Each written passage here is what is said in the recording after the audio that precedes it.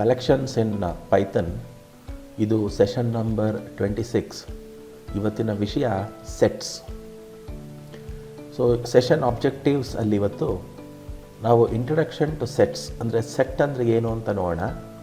ಆಮೇಲೆ ಯಾವ ರೀತಿ ನಾವು ಸೆಟ್ಟನ್ನು ಕಲೆಕ್ಷನ್ನ ಪೈಥನ್ನಲ್ಲಿ ಕ್ರಿಯೇಟ್ ಮಾಡಬೇಕು, ಮತ್ತು ತುಂಬ ಇಂಪಾರ್ಟೆಂಟ್ ಆಗಿರುವಂತಹ ಕೆಲವೊಂದು ಸೆಟ್ ಮೆಥಡ್ಸ್ ಅದರ ಬಗ್ಗೆ ಕೂಡ ನಾವಿವತ್ತು ತಿಳ್ಕೊಳ್ಳೋಣ. ಸರಿ, ಹಾಗಾದರೆ ನಾವಿವಾಗ ಡೈರೆಕ್ಟಾಗಿ ಪೈಚಾರ್ಮ್ಗೆ ಹೋಗಿ ಆ ಪೈಚಾರ್ಮಲ್ಲಿ ಸೆಟ್ಸನ್ನು ಯಾವ ರೀತಿ ಇಂಪ್ಲಿಮೆಂಟ್ ಮಾಡಬೇಕು ಅನ್ನೋದನ್ನು ತಿಳ್ಕೊಳ್ಳೋಣ ಬನ್ನಿ. ಸೊ ಇವಾಗ ಪೈಚಾರ್ಮ್ನ ಲೋಡ್ ಮಾಡೋಣ. ಸೊ ಇವಾಗ ಪೈಚಾರ್ಮು ಲೋಡ್ ಆಗಿದೆ. So what are sets? Sets are unordered ಅಂತ ನಾವು ಹೇಳ್ತೀವಿ. ಅಂದರೆ you cannot predict in which order the elements will appear. So ಇದುವರ ತನಕ ನಾವು ಲಿಸ್ಟ್ ನೋಡಿದ್ವಿ, ಮತ್ತು ಟಪಲ್ಸ್ ಬಗ್ಗೆ ಮಾತಾಡಿದ್ವಿ, ಆಮೇಲೆ ಡಿಕ್ಷನರೀಸ್ ಬಗ್ಗೆ ಮಾತಾಡಿದ್ವಿ. ಅವೆಲ್ಲ ಆರ್ಡರ್ಡ್ ಆಗಿತ್ತು.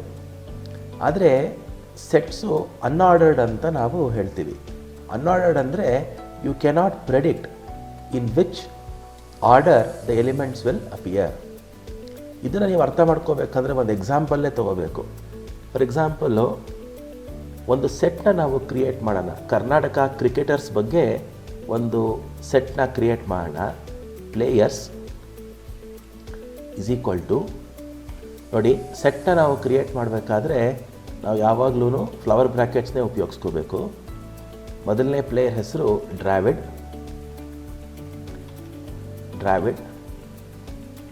ಎರಡನೇ ಪ್ಲೇಯರ್ ಹೆಸರು ರಾಹುಲ್. ಮೂರನೇ ಪ್ಲೇಯರ್ ಹೆಸರು ವಿಶ್ವನಾಥ್. ಹಾಗೂ ನಾಲ್ಕನೇ ಪ್ಲೇಯರ್ ಹೆಸರು ಶ್ರೀನಾಥ್ ಮತ್ತು ಕುಂಬ್ಳೆ. ಓಕೆ, ಇವರೆಲ್ಲ ಕರ್ನಾಟಕ ಕ್ರಿಕೆಟ್ ಪ್ಲೇಯರ್ಸು. ಇವ್ರದ್ದು ಒಂದು ಸೆಟ್ಟನ್ನು ನಾನು ಕ್ರಿಯೇಟ್ ಮಾಡಿದ್ದೀನಿ. ಇವಾಗ ಇದನ್ನು ನಾನು ಪ್ರಿಂಟ್ ಮಾಡ್ತೀನಿ. ಪ್ರಿಂಟ್ ಮಾಡೋದು ನಿಮಗೆ ಗೊತ್ತು, ಪ್ರಿಂಟ್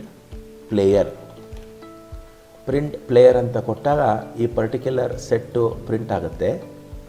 ಸೊ ಯಾವ ರೀತಿ ಪ್ರಿಂಟ್ ಆಗುತ್ತೆ ಅನ್ನೋದನ್ನು ನೀವು ನೋಡಬೇಕಿಲ್ಲಿ. ಇವಾಗ ನೋಡಿ, ಇಲ್ಲಿ ಡ್ರಾವಿಡ್, ರಾಹುಲ್, ಕುಂಬ್ಳೆ, ವಿಶ್ವನಾಥ್, ಶ್ರೀನಾಥ್ ಅಂತ ಪ್ರಿಂಟ್ ಆಗ್ತಾ ಇದೆ. ಆದರೆ ನಾನು ಕ್ರಿಯೇಟ್ ಮಾಡಬೇಕಾದ್ರೆ ಡ್ರಾವಿಡ್, ರಾಹುಲ್, ವಿಶ್ವನಾಥ್, ಶ್ರೀನಾಥ್, ಕುಂಬ್ಳೆ ಅಂತ ಕ್ರಿಯೇಟ್ ಮಾಡಿದ್ದೀನಿ.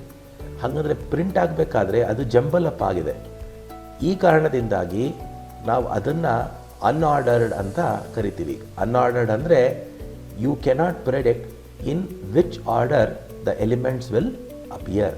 ಇದು ಒಂದು important aspect of the set collection in Python. ಇನ್ನು next, sets do not allow duplicate values. Duplicate values will be ignored ಅಂತ ಹೇಳ್ತಾ ಇದೆ. ಹಾಗೆ ನಾವು ಡೂಪ್ಲಿಕೇಟ್ ವ್ಯಾಲ್ಯೂಸು ಸೆಟ್ಸಲ್ಲಿ ಕೊಡಲಿಕ್ಕಾಗಲ್ಲ. ಸೊ ಒಂದು ಎಕ್ಸಾಂಪಲ್ ತೊಗೊಳ್ಳೋಣ. ಇದೇ ಸೆಟ್ಟನ್ನ ನಾವು ತೊಗೊಳ್ಳೋಣ. ಈ ಸೆಟ್ಟನ್ನು ತೊಗೊಂಡು ನಾನಿಲ್ಲಿ ಕಾಪಿ ಮಾಡ್ಕೊತೀನಿ. ಇವಾಗ ಮತ್ತೊಂದು ಸಲ ಈ ಸೆಟ್ಟಲ್ಲಿ ನಾನು ಡ್ರಾವಿಡ್ ಅನ್ನೋ ಪ್ಲೇಯರ್ನ ಇನ್ಕ್ಲೂಡ್ ಮಾಡ್ತೀನಿ. ಈ 2 ಲೈನ್ಸ್ ಆಫ್ ಕೋಡ್ನ ಕಮೆಂಟ್ ಮಾಡಿಬಿಡೋಣ, ಸೊ ದಟ್ ಕನ್ಫ್ಯೂಷನ್ ಆಗಲ್ಲ ನಮಗೆ. ಇವಾಗ ಇಲ್ಲೇನು ಮಾಡಿದ್ದೀನಿ, ಒಂದು ಸೆಟ್ನ ಕ್ರಿಯೇಟ್ ಮಾಡಿದ್ದೀನಿ ಪ್ಲೇಯರ್ ಅಂತ. ಈ ಪ್ಲೇಯರ್ ಅನ್ನೋ ಸೆಟ್ಟಲ್ಲಿ 2 ಸಲ ಡ್ರಾವಿಡ್ ಅನ್ನೋ ನೇಮು ರಿಪೀಟ್ ಆಗಿದೆ. ಸೊ ಇದನ್ನು ನಾವು ಇವಾಗ ಪ್ರಿಂಟ್ ಮಾಡೋದಕ್ಕೆ ಟ್ರೈ ಮಾಡೋಣ. Print player. ಇವಾಗ ಈ ಪ್ರೋಗ್ರಾಮ್ನ ನೀವು ರನ್ ಮಾಡಿದ್ರೆ ನಿಮಗೇನಾಗ್ತಾ ಇದೆ ನೋಡಿ, ಡ್ರಾವಿಡ್ ಅನ್ನೋದು ಒಂದೇ ಸಲ ಕಾಣಿಸ್ತಾ ಇದೆ. ಅಂದರೆ ನೀವು ಸೆಟ್ ಕ್ರಿಯೇಟ್ ಮಾಡುವಾಗ 2 ಸಲ ಕೊಟ್ಟಿದ್ರಿ, ಆದರೆ ಅದು ಪ್ರಿಂಟ್ ಮಾಡುವಾಗ ಒಂದೇ ಇನ್ಸ್ಟೆನ್ಸ್ ಆಫ್ ಡ್ರಾವಿಡ್ನ ಪ್ರಿಂಟ್ ಮಾಡ್ತಾ ಇದೆ. ಸೊ ಹಾಗಾದರೆ ಇದರಿಂದ ನಿಮಗೆ ಏನು ಅರ್ಥ ಆಯಿತು? ಸೆಟ್ಸಲ್ಲಿ ಡೂಪ್ಲಿಕೇಟ್ ವ್ಯಾಲ್ಯೂಸ್ ಅನ್ನೋದೇನಾದರೂ ಇದ್ದರೆ ಆ ಡೂಪ್ಲಿಕೇಟ್ ವ್ಯಾಲ್ಯೂಸು ಇಗ್ನೋರ್ ಆಗುತ್ತೆ ಅಂತ ಅರ್ಥ. So sets do not allow duplicate values. Duplicate values will be ignored. So ಇದು second important concept of sets. ಇನ್ನು ನೆಕ್ಸ್ಟ್ ಇಂಪಾರ್ಟೆಂಟ್ ಕಾನ್ಸೆಪ್ಟ್ ಆಫ್ ಸೆಟ್ಸ್ಗೆ ಹೋಗೋಣ. Adding new items to the set by add method ಅಂತ ಹೇಳ್ತಾ ಇದ್ದೀವಿ. ಅಂದರೆ ಇವಾಗ ನಾವು ಆಲ್ರೆಡಿ ಒಂದು ಸೆಟ್ಟನ್ನು ನಾವು ಕ್ರಿಯೇಟ್ ಮಾಡಿದ್ಮೇಲೆ ಅದಕ್ಕೆ ಹೊಸ ಐಟಮ್ನ ಯಾವ ರೀತಿ ನಾವು ಆ್ಯಡ್ ಮಾಡ್ಬೋದು ಅಂತ ನೋಡೋಣ. ಅದಕ್ಕೆ ಒಂದು ಪ್ರತ್ಯೇಕವಾದಂತಹ ಒಂದು ಮೆಥಡ್ ಇದೆ, ಅದಕ್ಕೆ ಆ್ಯಡ್ ಮೆಥಡ್ ಅಂತ ಕರಿತೀವಿ. ಸೊ ಫಾರ್ ಎಕ್ಸಾಂಪಲ್ ಇದೇ ಸೆಟ್ನ ನಾವು ತಗೊಳ್ಳೋಣ. ಈ ಸೆಟ್ನ ನಾನು ಕಾಪಿ ಮಾಡಿ ಪೇಸ್ಟ್ ಮಾಡ್ತಾ ಇದ್ದೀನಿ. ಈಗ ಮೊದಲು ಈ ಸೆಟ್ನ ನಾವು ಪ್ರಿಂಟ್ ಮಾಡೋಣ. Print player. ಇವಾಗ ನೀವು ಈ ಪ್ರೋಗ್ರಾಮ್ನ ನೀವು ರನ್ ಮಾಡಿದ್ರೆ ನೀವು ಏನು ಸೆಟ್ ಕ್ರಿಯೇಟ್ ಮಾಡಿದಿರಾ ಅದು ಪ್ರಿಂಟ್ ಆಗ್ತಾ ಇದೆ. ಇವಾಗ ಇದಕ್ಕೆ ನಾನು ಹೊಸ ಪ್ಲೇಯರ್ ಒಬ್ಬನ್ನ ಆ್ಯಡ್ ಮಾಡಬೇಕು. ಅದಕ್ಕೆ ನಾನು ಯಾವ ಮೆಥಡ್ನ ಯೂಸ್ ಮಾಡ್ಬೋದು? ಆ್ಯಡ್ ಮೆಥಡ್ನ ನಾನು ಯೂಸ್ ಮಾಡ್ಬೋದು. ಆ್ಯಡ್ ಮೆಥಡ್ ಅಂದರೆ ಏನು? Adding new items to the set. So ಅದು ನಾನು ಯಾವ ರೀತಿ ಮಾಡಬೇಕು? ಫಸ್ಟು ಸೆಟ್ ನೇಮ್ನ ತಗೋಬೇಕು, ಪ್ಲೇಯರ್ ಡಾಟ್ ಆ್ಯಡ್. ಈಗ ಹೊಸ ಪ್ಲೇಯರ್ನ ಕೊಡೋಣ ಇಲ್ಲಿ, ಫಾರ್ ಎಕ್ಸಾಂಪಲ್ ಸಚಿನ್. ಈಗ ಹೊಸ ಒಂದು ಪ್ಲೇಯರ್ನ ಈ ಸೆಟ್ ಒಳಗೆ ಆ್ಯಡ್ ಮಾಡಿದ್ದೀನಿ. ಈಗ ಪ್ರಿಂಟ್ ಪ್ಲೇಯರ್ ಅಂತ ನಾವು ಡಿಸ್ಪ್ಲೇ ಮಾಡೋದಕ್ಕೆ ಟ್ರೈ ಮಾಡೋಣ. ಈಗ ಮಾಡಿದಾಗ ನೋಡಿ ಏನಾಗಿದೆ, ಸಚಿನ್ ಅನ್ನೋ ಪ್ಲೇಯರು ಇಲ್ಲಿ ಆ್ಯಡ್ ಆಗಿದೆ. ಸೊ ಇದರಿಂದ ನಮಗೇನರ್ಥ ಆಯಿತು, ಸೆಟ್ಟಲ್ಲಿ ನಾವು ಹೊಸ ಮೆಥಡ್ನ ನಾವು ಆ್ಯಡ್ ಮಾಡ್ಬೋದು. ಇನ್ನು ನೆಕ್ಸ್ಟ್ ಇಂಪಾರ್ಟೆಂಟ್ ಕಾನ್ಸೆಪ್ಟು ಸೆಟ್ಟಲ್ಲಿ adding to sets using update method ಅಂತ ನಾವು ಹೇಳ್ತೀವಿ. ಅಂದರೆ ಇವಾಗ ಇಲ್ಲಿ ಆ್ಯಡ್ ಮೆಥಡ್ ಅಂದರೆ ಏನು? ಒಂದು ಸೆಟ್ಟಲ್ಲಿ ಹೊಸ ಐಟಮ್ನ ನಾನು ಆ್ಯಡ್ ಮಾಡಬೇಕಾದ್ರೆ ಆ್ಯಡ್ ಮೆಥಡ್ನ ಯೂಸ್ ಮಾಡ್ತೀನಿ. ಒಂದು ವೇಳೆ ನನ್ನ ಹತ್ರ 2 ಸೆಟ್ಸ್ ಇದ್ದು ಆ 2 ಸೆಟ್ ಐಟಮ್ಸ್ನ ಒಂದು ಸೆಟ್ಗೆ ನಾನು ಅಪ್ಡೇಟ್ ಮಾಡಬೇಕಾದ್ರೆ ಅದನ್ನು ನಾನು ಅಪ್ಡೇಟ್ ಮೆಥಡ್ ಅಂತ ನಾನು ಕರಿತೀನಿ. ಸೊ ಇವಾಗ ಒಂದು ಸಿಂಪಲ್ ಎಕ್ಸಾಂಪಲ್ ತೊಗೊಳ್ಳೋಣ. ಇವಾಗ ಒಂದು ಪ್ಲೇಯರ್ ಲಿಸ್ಟನ್ನ ನಾನು ತೊಗೊತಾ ಇದ್ದೀನಿ. ಇದು ಪ್ಲೇಯರ್ ಲಿಸ್ಟು. ಇವರು ಎಲ್ಲ ಕರ್ನಾಟಕ ಪ್ಲೇಯರ್ಸು. ಡ್ರಾವಿಡ್, ರಾಹುಲ್, ವಿಶ್ವನಾಥ್, ಶ್ರೀನಾಥ್, ಕುಂಬ್ಳೆ ಇವರೆಲ್ಲ ಕರ್ನಾಟಕ ಪ್ಲೇಯರ್ಸು. ಇವಾಗ ಜನರಲ್ ಪ್ಲೇಯರ್ಸು ನಾನು ತೊಗೊತೀನಿ, ಬೇರೆ ಪ್ಲೇಯರ್ಸು ನಾನು ತೊಗೊತೀನಿ. ಅದನ್ನು ನಾವು ಪ್ಲೇಯರ್ಸ್ 1 ಅಂತ ನಾವು ಕರೆಯೋಣ, ಅಥವಾ ಪ್ಲೇಯರ್ಸ್ ಅಂತ ಕರೆಯೋಣ. ಇದರಲ್ಲಿ ನಾನು ಇನ್ನೂ ಕೆಲವೊಂದು ಇಂಡಿಯನ್ ಕ್ರಿಕೆಟರ್ಸ್ ನೇಮ್ನ ಆ್ಯಡ್ ಮಾಡ್ತೀನಿ. ಫಾರ್ ಎಕ್ಸಾಂಪಲ್ ಕೊಹ್ಲಿ, ಆಮೇಲೆ ನೆಕ್ಸ್ಟು ರೋಹಿತ್, ಆಮೇಲೆ ಇನ್ನೊಂದು Pant, PANTH, Pant, PANTH. So ಇವಾಗ ನಾನೇನು ಮಾಡಿದ್ದೀನಿ, 2 ಲಿಸ್ಟ್ ಇದೆ ನನ್ನ ಹತ್ರ. ಒಂದು ಪ್ಲೇಯರ್ ಲಿಸ್ಟು, ಇನ್ನೊಂದು ಸೆಟ್ಸು. ಒಂದು ಪ್ಲೇಯರ್ ಸೆಟ್ಟು, ಇನ್ನೊಂದು ಪ್ಲೇಯರ್ಸ್ ಸೆಟ್ಟು. ಸೊ ಇವಾಗ ನಾನು ಅಪ್ಡೇಟ್ ಮೆಥಡ್ನ ನಾನು ಯೂಸ್ ಮಾಡ್ತಾಯಿದ್ದೀನಿ. ಸೊ ನಾನೇನು ಮಾಡ್ತಾಯಿದ್ದೀನಿ, player dot update players, player dot update players, print player ಅಂತ ಕೊಡ್ತಾಯಿದ್ದೀನಿ. ಸೊ ಫಸ್ಟು ಈ ಪ್ರೋಗ್ರಾಮ್ ಔಟ್ಪುಟ್ನ ನಾವು ನೋಡೋಣ ಏನು ಬರುತ್ತೆ ಅಂತ. ಸೊ ಈ ಪ್ರೋಗ್ರಾಮ್ನ ನಾನು ರನ್ ಮಾಡಿದಾಗ ಇಲ್ಲೇನಾಗ್ತಾ ಇದೆ ನೋಡಿ, ಪಂತ್, ಡ್ರಾವಿಡ್, ವಿಶ್ವನಾಥ್, ರೋಹಿತ್, ಕುಂಬ್ಳೆ, ರಾಹುಲ್, ಕೊಹ್ಲಿ, ಶ್ರೀನಾಥ್ ಎಲ್ಲರ ಹೆಸರು ಬರ್ತಾ ಇದೆ. ಸೊ ಹಾಗಾದರೆ ಏನಾಯಿತು, ಈ ಪ್ಲೇಯರ್ಸ್ ಅನ್ನಲ್ಲಿರೋ ಸೆಟ್ಟಲ್ಲಿರೋ ಐಟಮ್ಸು ಪ್ಲೇಯರ್ಸ್ಗೆ ಅಪ್ಡೇಟ್ ಆಯಿತು ಅಂತ ಅರ್ಥ. ಸೊ ಅಪ್ಡೇಟ್ ಮೆಥಡು ಹೆಂಗೆ ಯೂಸ್ ಮಾಡಬೇಕು ಅಂತ ನಿಮಗೆ ಗೊತ್ತಾಯ್ತಲ್ಲ ಸೆಟ್ಸಲ್ಲಿ. ಸೊ ಇದನ್ನು ಇವಾಗ ಕಮೆಂಟ್ ಮಾಡಿಬಿಡೋಣ. Next how to remove the item using the remove method ಬಗ್ಗೆ ನಾವು ಇವಾಗ ಮಾಹಿತಿ ತೊಗೊಳ್ಳೋಣ. ಸೊ ಈಗ ಫಾರ್ ಎಕ್ಸಾಂಪಲು ಇದೊಂದು ಲಿಸ್ಟ್ ಇದೆ ನನ್ನ ಹತ್ರ. ಇವಾಗ ಪ್ಲೇಯರ್ ಅನ್ನೋ ಲಿಸ್ಟ್ ಇದೆ, ಅದನ್ನು ಇಲ್ಲಿ ಕಾಪಿ ಮಾಡಿ ನಾನು ಪೇಸ್ಟ್ ಮಾಡ್ತೀನಿ. ಇವಾಗ ಈ ಪರ್ಟಿಕ್ಯುಲರ್ ಲಿಸ್ಟಲ್ಲಿ ಅಥವಾ ಸೆಟ್ಟಲ್ಲಿ ಒಂದು ಐಟಮ್ನ ನಾನು ರಿಮೂವ್ ಮಾಡಬೇಕು. ಸೊ ಯಾವ ಐಟಮ್ನ ನಾನು ರಿಮೂವ್ ಮಾಡಬೇಕು? ರಾಹುಲ್ ಅನ್ನೋ ಐಟಮ್ನ ನಾನು ರಿಮೂವ್ ಮಾಡಬೇಕು. ಸೊ ಅದಕ್ಕೆ ನಾನೇನು ಮಾಡ್ತೀನಿ, ರಿಮೂವ್ ಅನ್ನೋ ಮೆಥಡ್ನ ಈ ಪ್ಲೇಯರ್ ಅನ್ನೋ ಸೆಟ್ ಮೇಲೆ ಇಂಪ್ಲಿಮೆಂಟ್ ಮಾಡ್ತೀನಿ. ಸೊ ನಾನು player dot remove, player dot remove, ಇಲ್ಲಿ ನಾನು ರಾಹುಲ್ ಅನ್ನೋ ಒಂದು ವ್ಯಾಲ್ಯೂನ ಪಾಸ್ ಮಾಡ್ತೀನಿ. ಸೊ ಇಲ್ಲಿ ಏನಾಗ್ತಾ ಇದೆ, ಇವಾಗ ರಿಮೂವ್ ಅನ್ನೋದು ಒಂದು ಮೆಥಡ್ಡು, ಪ್ಲೇಯರ್ ಅನ್ನೋದು ಒಂದು ಸೆಟ್ಟು. ಸೊ ಯಾವ ಐಟಮ್ನ ನಾನು ರಿಮೂವ್ ಮಾಡ್ತಾಯಿದ್ದೀನಿ, ರಾಹುಲ್ ಅನ್ನೋ ಐಟಮ್ನ ರಿಮೂವ್ ಮಾಡ್ತಾಯಿದ್ದೀನಿ. ಇವಾಗ ನಾನು ಸೆಟ್ನ ಪ್ರಿಂಟ್ ಮಾಡೋದಕ್ಕೆ ಟ್ರೈ ಮಾಡಿದ್ರೆ ನನಗೆ ಏನು ಔಟ್ಪುಟ್ ಬರುತ್ತೆ ನೋಡೋಣ. ಸೊ ಇವಾಗ ನೋಡಿ, ರಾಹುಲ್ ಅನ್ನೋ ಐಟಮ್ಮು ರಿಮೂವ್ ಆಗಿದೆ. ಸೊ ಇದಕ್ಕೆ ನಾವು ರಿಮೂವ್ ಮೆಥಡ್ ಅಂತ ಕರಿತೀವಿ. ಸೊ ರಿಮೂವ್ ಮೆಥಡ್ ಏನು ಮಾಡುತ್ತೆ, ಸೆಟ್ಟಲ್ಲಿರುವಂತಹ ಒಂದು ಐಟಮ್ನ ನಾವು ರಿಮೂವ್ ಮಾಡ್ಬೋದು. ಅದು ಯಾವ ಐಟಮ್ನ ರಿಮೂವ್ ಮಾಡಬೇಕು ಅನ್ನೋದನ್ನು ನಮ್ಗೆ ಹೆಂಗೆ ಗೊತ್ತಾಗುತ್ತೆ, ರಿಮೂವ್ ಮೆಥಡಲ್ಲಿ ಯಾವ ಐಟಮ್ನ ಕೊಡ್ತೀವೋ ಆ ಐಟಮ್ಮು ಆ ಸೆಟ್ಟಿಂದ ರಿಮೂವ್ ಆಗುತ್ತೆ ಅಂತ ಅರ್ಥ. ನೆಕ್ಸ್ಟು ಕ್ಲಿಯರ್ ಮೆಥಡ್ ಬಗ್ಗೆ ತಿಳ್ಕೊಳ್ಳೋಣ. ಕ್ಲಿಯರ್ ಮೆಥಡ್ ಏನು ಮಾಡುತ್ತೆ, ಇದು ಎಂಟಿ ಇಸ್ ದ ಸೆಟ್, ಅಂದರೆ ಸೆಟ್ಟಲ್ಲಿರುವಂತಹ ಎಲ್ಲ ಐಟಮ್ಸ್ನೂ ಅದು ಕ್ಲಿಯರ್ ಮಾಡುತ್ತೆ.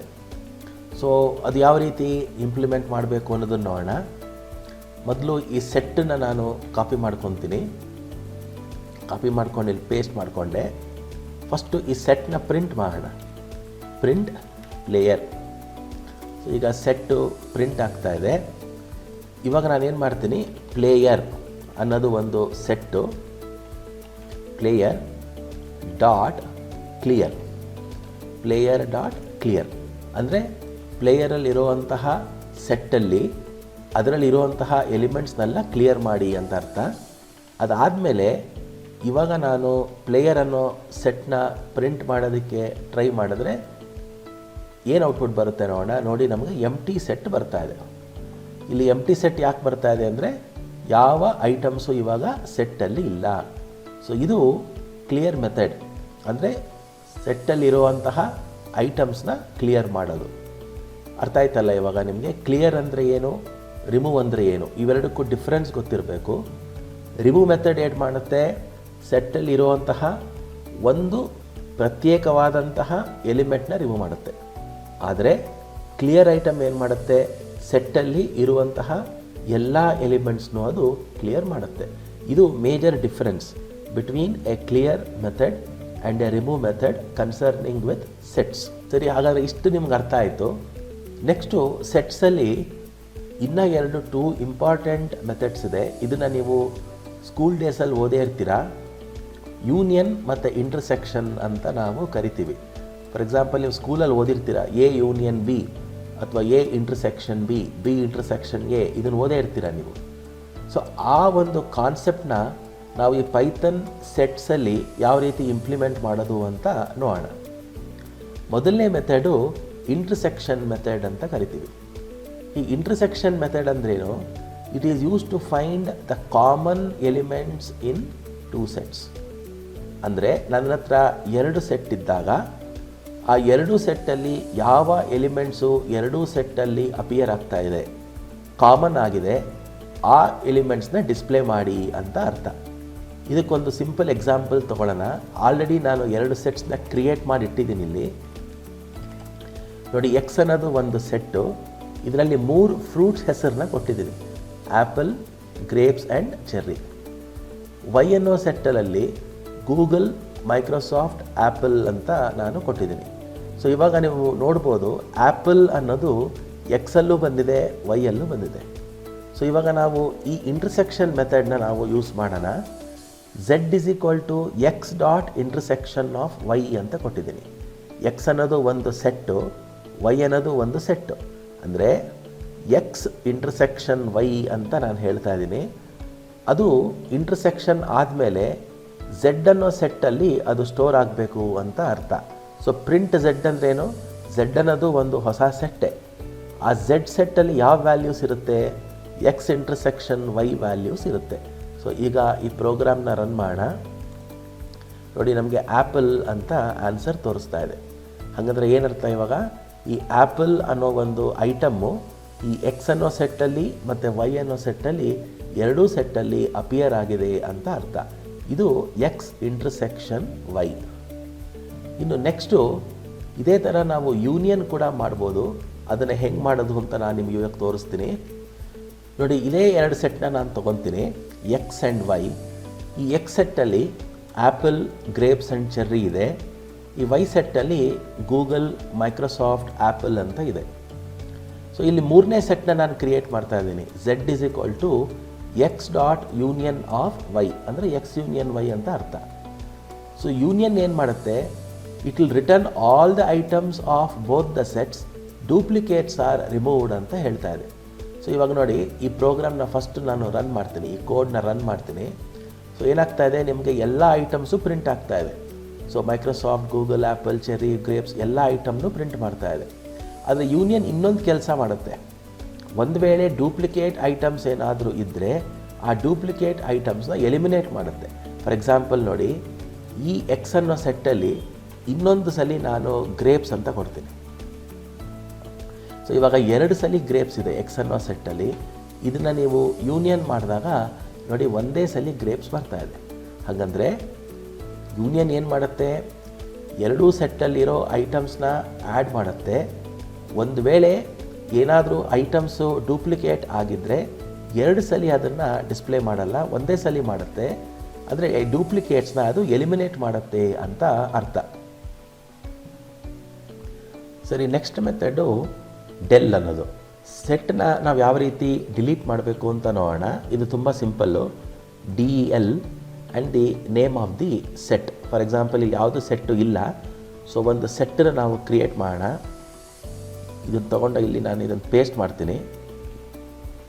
ಸೊ ಇವಾಗ ಇದೊಂದು ಸೆಟ್ ಆಯಿತು. ಸೊ ಇವಾಗ ಫಸ್ಟ್ ಇದನ್ನು ಪ್ರಿಂಟ್ ಮಾಡೋದಕ್ಕೆ ಟ್ರೈ ಮಾಡೋಣ. Print y. ಸೊ ಈ ಸೆಟ್ಟು ಪ್ರಿಂಟ್ ಆಗ್ತಾ ಇದೆ. ಓಕೆ, ಸೊ ಇವಾಗ ನಾನು ಏನು ಮಾಡ್ತೀನಿ, ಇದನ್ನು ಡಿಲೀಟ್ ಮಾಡ್ತೀನಿ, ಡೆಲ್ ವೈ. ಇದಾದಮೇಲೆ ಮತ್ತೆ ಪ್ರಿಂಟ್ ಮಾಡೋದಕ್ಕೆ ಟ್ರೈ ಮಾಡ್ತೀನಿ. ಸೊ ಇವಾಗ ನನಗೆ ಎರರ್ ಕೊಡಬೇಕದು. ಸೊ ನೋಡೋಣ. ನೋಡಿ, ಎರರ್ ಕೊಡ್ತಾ ಇದೆ. ಏನು ಎರರ್ ಹೇಳ್ತಾ ಇದೆ ಅಂದರೆ, name y is not defined. ಅಂದರೆ ಈ ಸೆಟ್ ಅನ್ನೋ ವೈ ಡಿಫೈನ್ ಆಗಿಲ್ಲ ಅಂತ ಅರ್ಥ. ಅಂದರೆ ಇದು ಡಿಲೀಟ್ ಆಗೋಗಿದೆ ಅಂತ ಅರ್ಥ. ಸೊ ಇದು ಇಂಪಾರ್ಟೆಂಟ್ ಮೆಥಡ್ ಅಥವಾ functionality of A set in Python. ಯಾವ ರೀತಿ ನಾನು ಆ ಪರ್ಟಿಕ್ಯುಲರ್ ಸೆಟ್ನ ಡಿಲೀಟ್ ಮಾಡಬೇಕು ಅಂತ ಅರ್ಥ. ಸೊ ಇವಾಗ ನೀವು ಸೆಟ್ಸಲ್ಲಿ ಯಾವ ರೀತಿ ಕ್ರಿಯೇಟ್ ಮಾಡಬೇಕು, ಮತ್ತು ಸೆಟ್ಗೆ ಹೊಸ ಐಟಮ್ನ ಯಾವ ರೀತಿ ಆ್ಯಡ್ ಮಾಡಬೇಕು, ಸೆಟ್ಸ್ನ ಯಾವ ರೀತಿ ಅಪ್ಡೇಟ್ ಮಾಡಬೇಕು, ಐಟಮ್ನ ಯಾವ ರೀತಿ ರಿಮೂವ್ ಮಾಡಬೇಕು, ಮತ್ತು ಸೆಟ್ ಐಟಮ್ಸ್ನ ಹೆಂಗೆ ಕ್ಲಿಯರ್ ಮಾಡೋದು, ಅಪ್ಡೇಟ್ ಮಾಡೋದು, ಮತ್ತು ಯೂನಿಯನ್ ಹೆಂಗೆ ಮಾಡೋದು, ಇಂಟರ್ಸೆಕ್ಷನ್ ಹೆಂಗೆ ಮಾಡೋದು ಅಂತ ನೋಡಿದ್ರಿ.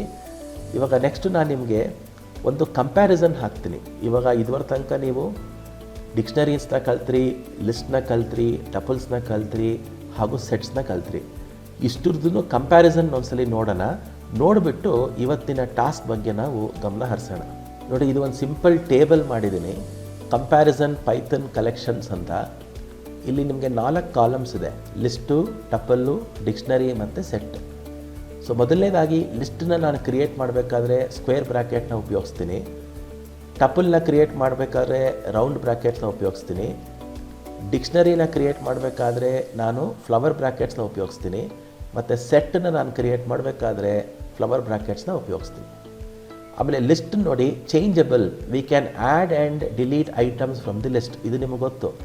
ಒಂದು ಲಿಸ್ಟನ್ನು ನಾನು ಕ್ರಿಯೇಟ್ ಮಾಡಿದ್ಮೇಲೆ ಅದಕ್ಕೆ ನಾನು ಐಟಮ್ಸ್ನ ಆ್ಯಡ್ ಮಾಡ್ಬೋದು, ಇಲ್ಲ ಡಿಲೀಟ್ ಮಾಡ್ಬೋದು. ಆದರೆ ಟಪಲಲ್ಲಿ ಹಂಗೆ ಮಾಡಲಿಕ್ಕಾಗಲ್ಲ. We cannot add or delete items from the tuple. ಇದು ನಾನು ನಿಮಗೆ ತೋರಿಸ್ದೆ ಪ್ರಾಕ್ಟಿಕಲ್ ಆಗಿ. ಡಿಕ್ಷನರಿಲಿ ಕೂಡ ನಾವು ಹೊಸ ಕೀ ವ್ಯಾಲ್ಯೂ ಪೇರ್ನ ಆ್ಯಡ್ ಮಾಡ್ಬೋದು. ಆಮೇಲೆ ಸೆಟ್ಟಲ್ಲಿ ಕೂಡ we can add and delete items from the set. So remove method ಇವಾಗ ತಾನೇ ನೋಡಿದ್ರಿ. ಇದನ್ನು ನಾವೇನು ಮಾಡ್ಬೋದು, you can add and delete items from the set. Next list, it is an ordered, elements can be accessed using an index. ಅಂದರೆ ಲಿಸ್ಟಲ್ಲಿ index numbers ಇರುತ್ತೆ. ನೀವು ಯಾವುದೇ ಎಲಿಮೆಂಟ್ನ ನಾವು ಇಂಡೆಕ್ಸ್ ನಂಬರಿಂದ ನಾವು ಆ್ಯಕ್ಚುಲಿ ರಿಟ್ರೀವ್ ಮಾಡ್ಬೋದು.